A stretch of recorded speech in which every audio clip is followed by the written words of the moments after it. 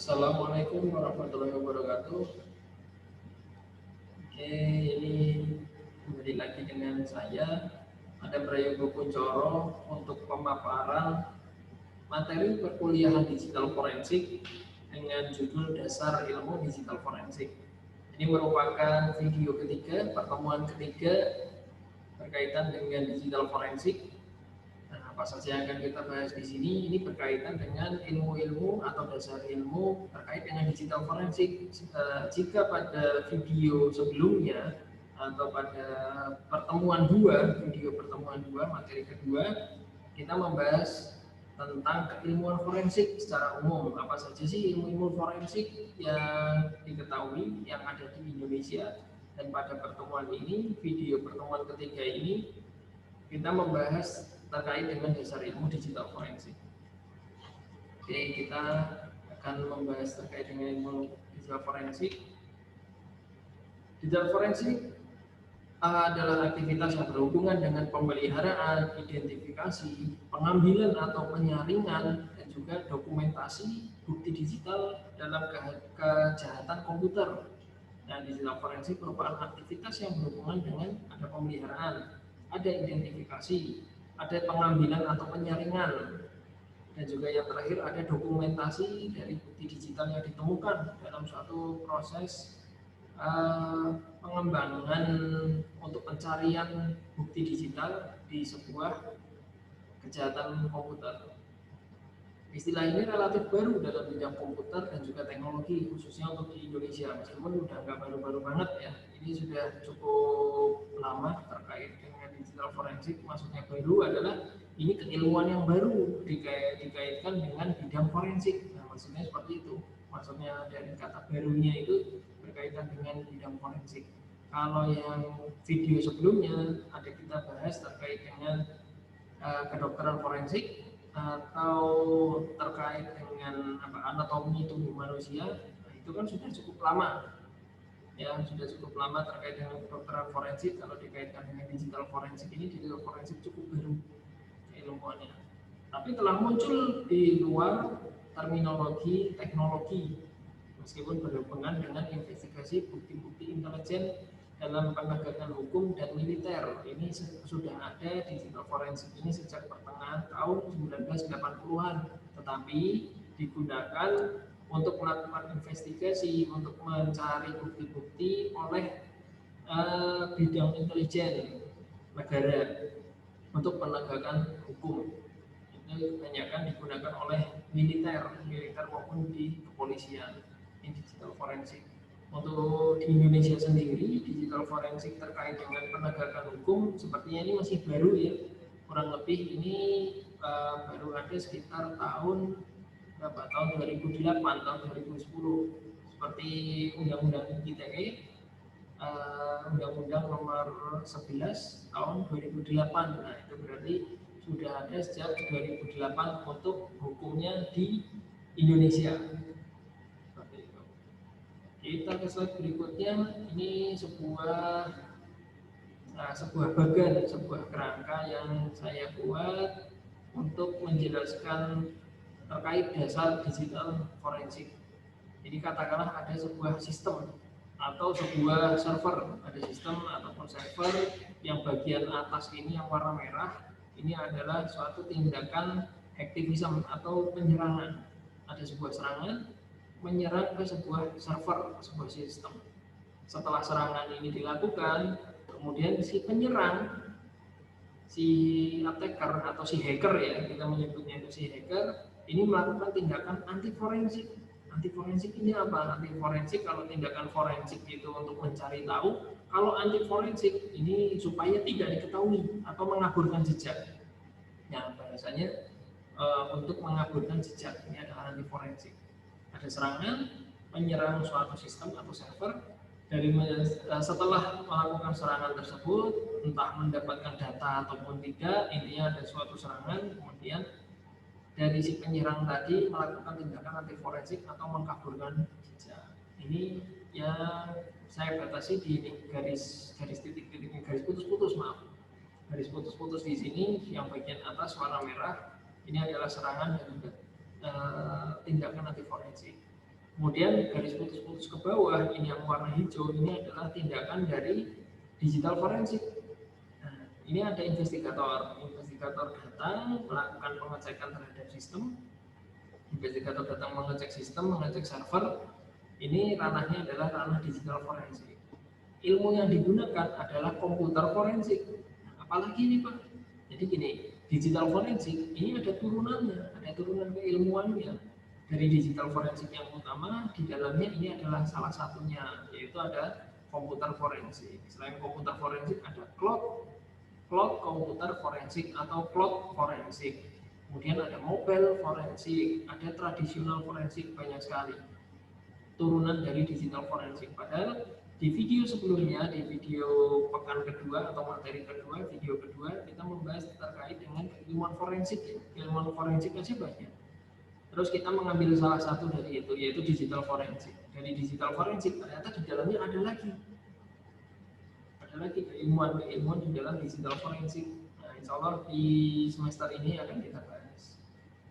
Ini tadi bagiannya terkait dengan digital forensik. Semoga dapat kalian pahami melalui video ini. Ini yang bagian atas adalah proses serangan, sedangkan yang bagian bawah ini adalah proses untuk pencarian bukti digital, pencarian barang bukti lah kalau kata kalian ya. Tapi tolong jangan sampai salah penyebutan. Kalau barang bukti berarti ada barangnya, berarti ada berupa fisik. Nah, kalau yang video 2, di video pertemuan kedua itu kan ada barang bukti secara fisik. Nah, itu disebutnya barang bukti. Kalau ini di ranah digital forensik, ini adalah bukti digital, penyampaiannya adalah bukti digital. Oke, kita lanjutkan. Digital forensik menurut pakar. Menurut Casey, digital forensik adalah karakteristik bukti yang mempunyai kesesuaian dalam mendukung pembuktian fakta dan mengungkap kejadian berdasarkan bukti statistik yang meyakinkan.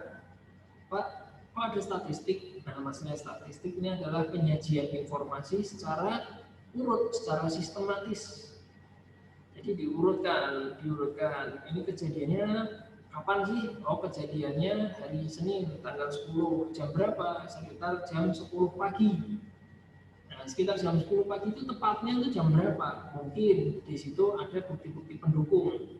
Bukti-bukti pendukung berupa CCTV. Di CCTV pasti kan ada untuk waktunya ya, ada jam, ada menit, akan ada detiknya juga, sampai detiknya ini detik keberapa. Nah, itu waktu itulah yang diurutkan dalam menjelaskan suatu proses tindak kejahatan. Itu kalau direkam CCTV, berarti kan ada berupa fisik, mungkin dikaitkan dengan kejahatan umum ya, dikaitkan dengan kejahatan umum. Itu dibuktikan secara statistik apa saja urutannya.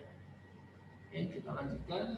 Sedangkan menurut Budi Santoso, digital forensik adalah kombinasi disiplin ilmu hukum dan pengetahuan komputer dalam mengumpulkan dan menganalisa data dari sistem komputer, jaringan, komunikasi nirkabel, serta perangkat penyimpanan, sehingga dapat dibawa sebagai barang bukti di dalam penegakan hukum, barang bukti maupun bukti digital. Ini untuk penyebutannya di digital forensik ya, bukti digital. Jadi menurut Budi Santoso, digital forensik adalah kombinasi disiplin ilmu hukum dan juga komputer. Jadi ada ilmu hukum, harus paham tentang ilmu hukum dan juga harus paham tentang pengetahuan komputer. Kemudian dipadukan untuk mencari data di sistem komputer, di hard drive, di flash disk, di jaringan, di komunikasi nirkabel dan lain sebagainya. Nah, kemudian dipadukan, dikombinasikan dengan disiplin ilmu hukum untuk membantu proses penegakan hukum. Ini menurut Budi Santoso. Untuk secara umum, definisi yang lain, ini bisa kalian lihat juga di Wikipedia. Komputer forensik atau dikenal juga dengan digital forensik merupakan salah satu cabang ilmu forensik yang berkaitan dengan bukti legal. Bukti legal itu bukti yang diterima secara hukum, itu bukti legal yang ditemui pada komputer dan juga media penyimpanan digital lainnya. Ini menurut Wikipedia, ini secara umum lah, yang orang awam itu bisa melihat, orang awam bisa mencari informasi apa sih digital forensik. Nah, ini ada sebuah cerita unik pada saat saya studi S2 terkait dengan digital forensik ini tahun 2013. Jadi saat itu masyarakat Indonesia khususnya untuk di Pulau Jawa itu masih awam terkait dengan digital forensik. Ini digital forensik ini apa? Gitu. Jadi orang taunya kalau saya cerita studi mana, studi di Jogja tentang apa? Tentang digital forensik gitu. Oh berarti ini ya terkait dengan pembunuhan, terkait ada ada mayat di situ, ada otopsi dan lain sebagainya. Ya itu kedokteran forensik, saya jelaskan seperti itu. Nah, sedangkan dalam dunia digital ya kita membedah juga, harus membedah. Tetapi yang dibedah adalah berkas-berkas, adalah file, adalah bukti digital, penyimpanan digital itu yang dibedah oleh digital forensik. Oke, kita lanjutkan slide berikutnya ya, materi berikutnya. Dapat disimpulkan bahwa digital forensik adalah penggunaan teknik analisis dan juga investigasi untuk mengidentifikasi, mengumpulkan, memeriksa, serta menyimpan bukti atau informasi secara rinci yang tersimpan ataupun disandikan pada komputer atau media penyimpanan digital. Jadi ada bukti digital, setelah dianalisa ada prediksi, masih prediksi ya, belum dinyatakan sebagai bukti digital, masih berupa analisa saja. Diperkirakan ada sebuah bukti digital ini tapi masih terkunci, masih disandikan, masih disimpan dan dikunci. Dan ini caranya gimana supaya bisa dibuka, supaya bisa dicari tahu bahwa bukti digital, calon bukti digital tersebut merupakan benar-benar bukti digital yang bisa diangkat secara hukum, secara legal.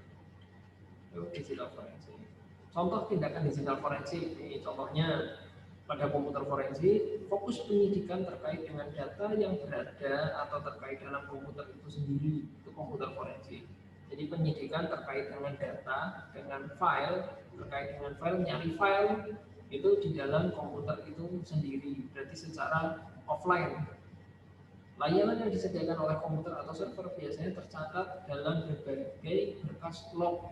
Jadi baik offline maupun online, ini ada log aktivitas. Misalkan ada server lokal. Dari server lokal tersebut pasti akan ada catatan log ini dari IP mana, dari perangkat komputer IP berapa yang mengakses sebuah file sehingga file tersebut hilang. Sehingga file tersebut berubah datanya, dimodifikasi, diedit, baik sengaja ataupun tidak sengaja. Ini termasuk bagian dari investigasi di bidang digital forensik. Jadi kalian sebagai mahasiswa jika mengetahui suatu proses melihat log ya, melihat log aktivitas di sebuah komputer, di sebuah server yang diakses, misalkan contohnya adalah server lokal, ya bisa dibilang itu suatu tindakan digital forensik meskipun masih kecil, masih ringan, tidak apa-apa, masih bisa diasah lagi. Itu sebuah contoh. Nah ini contohnya nih, saya siapkan juga sebuah bagan. Misalkan ini ada sebuah server di dalamnya mencatat log aktivitas transaksi data yang dilakukan oleh perangkat digital, perangkat komputer yang mengakses ke dalam server ini. Ini ada log activity-nya yang diilustrasikan. Yang pertama ini bagian atas adalah sebuah laptop mengakses, menginputkan data. Setelah menginputkan data dia diberikan izin, si laptop ini diberikan izin. Oh oke, ada lognya, ada aktivitasnya. Ternyata laptop A ini mendapatkan izin karena sudah melalui proses verifikasi, proses autentikasi, sudah diizinkan bisa login mengakses. Yang berikutnya yang di tengah di sini ada smartphone ya. Ada gambar sebuah smartphone, ketika akan mengakses ternyata ditolak, tidak diberikan izin. Kenapa tidak diberikan izin? Bisa jadi smartphone ini adalah perangkat dari tamu di luar sebuah sistem dari server ini. Tadi kan kita membahas ilustrasinya ini adalah server lokal, katakanlah server kampus deh, server kampus Amikom Purwokerto. Jadi di sini ada handphone tamu mencoba masuk ke akses hotspot area yang ada di kampus Amikom atau WiFi kampus. Nah, dari WiFi kampus karena tidak memiliki ID untuk login, ya tidak bisa mengakses. Itu pun masih ada log aktivitasnya, baik yang bisa mengakses maupun yang tidak bisa mengakses, pasti ada log aktivitasnya. Dari log aktivitas ini bisa dilihat oleh siapa? Dilihat oleh administrator. Nah, administrator ini perannya bisa disebut sebagai investigator juga. Investigator untuk mengidentifikasi apa? Mengidentifikasi ketika di dalam server Amikom Purwokerto ini kok ada hal-hal yang janggal. Misalkan ada kegiatan untuk mencoba membobol sebuah password, mencoba membobol password akses deh, kita nyebutnya password akses ya, password akses ke server, atau ingin melihat daftar nilai yang diinputkan seorang dosen. Katakanlah saya, ini Pak Adam aksesnya apa ya, username-nya apa, passwordnya apa. Nah, di situ ada yang mencoba memasuki ke sistem dosen, maka akan kelihatan di log activity. Ini siapa yang dicurigai, apakah dari komputer atau dari perangkat yang lain, dari laptop, dari gawai atau smartphone atau yang mana. Nah, ini bisa dicek oleh administrator. Berikutnya, contoh tindakan digital forensik. Sebagai contoh, pengguna yang gagal masuk karena salah memasukkan password akan tercatat. Gitu. Meskipun hanya sekali melakukan gagal password, akses gagal password pasti akan tercatat di dalam server. Pak, tapi kan kembali lagi, bagaimana juga rancangan dari server tersebut? Iya, betul. Makanya untuk pembuatan aplikasi, pembuatan sebuah sistem informasi, pembuatan sebuah server itu harap dirancang sedemikian rupa supaya bisa melihat log aktivitas IP berapa yang mencoba masuk, IP berapa yang sepertinya melakukan tindakan aneh, melakukan input password tetapi salah hingga beberapa kali. Nah, itu bisa diantisipasi. Hal ini merupakan bagian dari upaya untuk melakukan penerobosan akses dengan cara brute force password cracking. Nah, brute force ini apa? Brute force melakukan suatu tindakan uji coba, pencobaan menginputkan password berkali-kali, lebih dari 1 kali, lebih dari 3 kali, lebih dari 10 kali, disebut dengan brute force. Jadi melakukan tindakan perulangan untuk mencoba password. Ini contoh yang lain yang tadi sudah kita bahas. Nah, ini contohnya. Jadi ada attack, ada serangan, kita bahasanya berarti ini adalah hacker. Jadi ini ada hacker mencoba menyerang server dengan cara brute force. Dan cara brute force berkali-kali tetapi tidak bisa memasuki server. Kemudian di sini ada investigator, mungkin bertugas sebagai administrator juga ya, administrator dan juga investigator, mengetahui ini kenapa ada hal yang aneh, kemudian dari penyerang IP-nya bisa diblokir. Ini suatu kondisi ketika si investigator atau si administrator sedang melakukan pemantauan terhadap server. Nah, kalau pas lagi nggak dipantau, ya bisa saja masuk. Bahkan ketika online sedang dipantau pun, ketika serangannya memang serangan atau attack-nya ini sudah secara terstruktur, dilakukan secara terstruktur menggunakan anonymous atau bahkan menggunakan ID dari internal yang dikenali oleh server, ya tetap aja bisa masuk. Banyak hal yang berkaitan dengan penyerangan ini. Ini seharusnya dibahas bukan di digital forensik, tetapi dibahasnya di ethical hacking.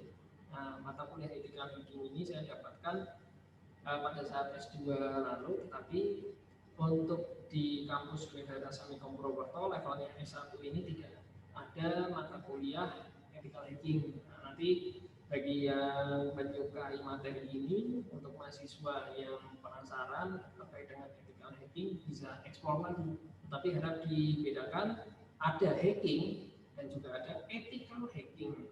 Nah, silahkan cari tahu. Oke, sudah selesai semua materi dari video ini, materi pertemuan ketiga.